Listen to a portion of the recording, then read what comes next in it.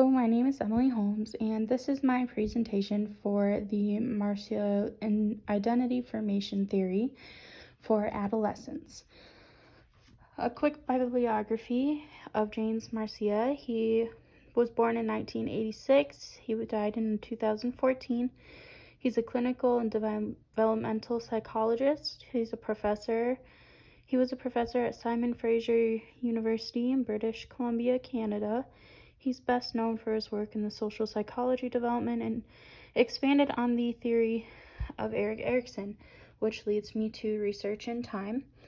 So, as I said before, he developed further research work on identity and psychology development in 1966. He did the ego identity status paradigm, and it was a research experiment done on 96 males in college. And so the premise and assumptions, the theory of identity achievement has two distinct parts from adolescence identity: a crisis when one's values and choices are being reevaluated, and the commitment that follows that. The core ideas is one's sense of identity is determined by the choices and commitments made regarding certain personal and social traits. Identity includes the adaptation of a sexual orientation, set of values and ideals, vocational direction. The more developmented identity will have a stronger sense of personal strengths, weakness, and articulated sense of self. So we're going to go over to significant vocab. So a crisis by him is defined in the adolescence period of engagement in choosing among meaningful alternatives, searching for something. Commitment refers to the degree of personal investment an individual exhibits. Identity diffusion is one of the four key developmental stages that he explained. So identity diffusion is the status in which the adolescent does not have a sense of having choices. He or she has not made a commitment. Identity foreclosure, the status in which the adolescent seems willing to commit to some relevant roles, values, or goals. Adolescents in this stage have not experienced an identity crisis. They tend to conform to the expectations of others regarding their future, such as these individuals that have not explored a range of options. So, for example, if your dad's a doctor and they want you to be a doctor and you've done nothing but try and go to school to become one, that would be identity foreclosure.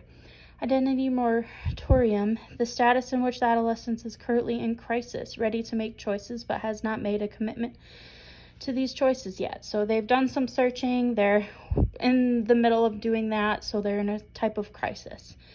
Identity achievement, the status in which the adolescent has gone through an identity crisis and has made a commitment to a sense of identity he or she has chosen. So this person's gone through the crisis, they've made a commitment to a certain kind of identity. The different domains that this can happen in from his research is occupation, religion, sex, roles, political ideology. Dual focus.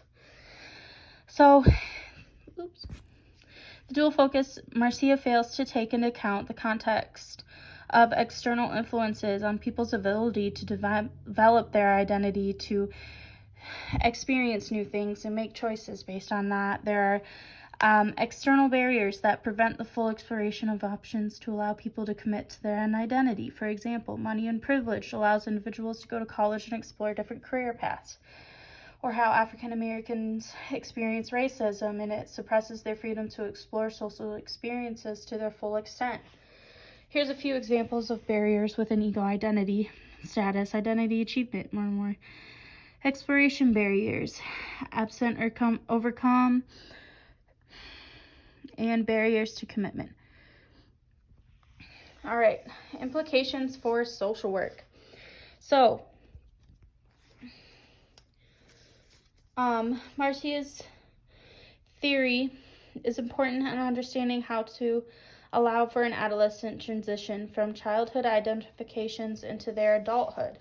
In late adolescence, it is the first time physical development, cognitive skills, and social expectations coincide to enable young persons to sort through synthesized childhood identifications to build viable pathways towards their adulthood. Social interaction variables combined with the cognitive performances tasks indicate that foreclosures perform poorly and identity achievement individuals tend to perform well and in stressful situations. This will help adjust the interventions social workers do with their adolescents. Clients. Marcia's theory allows for social workers to assess their clients on the premise of where they stand in their identity as an adolescent. If a client is in a crisis, it may have to do with the stage of identity development they are in, and we could base our intervention around their needs for development and commitment to something that could be religion, occupation, sex roles, political ideology, and more. A strong sense of identity allows for self-confidence and specific skills in their capacity for doing worthwhile work. Identity contributes to intimacy. That sense of secure self is necessary to enable one to take risks. The paradox of intimacy is that it's a strength that can be acquired only through vulnerability, and vulnerability is possible with the internal assurance and firm identity. And lastly, when identifying which stage an identity development a client is in can help with determining their strengths. For example, foreclosures and identity diffusions have low measures of self-directedness, a high need for social approval, so they can have strong relationships with family and friends. It makes a good support system for when they're going through a crisis. Thank you very much. I have 3 sources listed here, and thank you for listening.